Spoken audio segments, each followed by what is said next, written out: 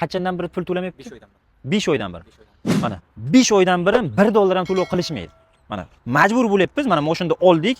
O'shanda ham egalarini kutib turibmiz. Qancha vaqtdan beri kutib turibmiz egalarini? 1 oydan beri kutib turibmiz. Majbur bo'lyapmiz sotib yuborishga. Nimaga sotib yuboryapmiz? Narx-navolar tushib ketyapti. 1 yil oldin narxlar boshqacha edi. Hozir bilasizlar, juda o'zgarib ketdi, narx-navolar tushib ketdi. Dalchi yana tushib kutilyapti. Shuning uchun sizga yana 10 kun shans beramiz. 2013-yil Malibu'miz top-toza, hech qanaqa ishi yo'q. Yurib turgan tayyor mashina, urilgan turgan joyi yo'q, gazlari bor. Narxini 6600 dollar qilib belgiladik. Bugun cheklamiz 5-may, 15-may kuni naqd pul bilan 6600 dollarga mana shu mashinani olib ketishingiz mumkin. Bunaqa shanslarni yo'qotib qo'ymaslik uchun albatta obuna knopkachasini bosib qo'ying, chunki bunaqa shanslar faqat NBNda bo'ladi.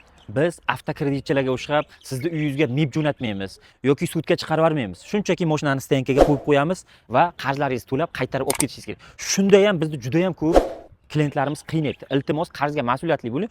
O'sha biz ustiga foiz to'layotganingiz yo'q, penya, jarima to'layotganingiz yo'q. O'sha qarzingizni berasiz, mashinangizni olib ketasiz. Iltimos bizdan mashina olgan xaridorlarga vaqtida qarzlaringni berishlaringni iltimos qilib qolamiz.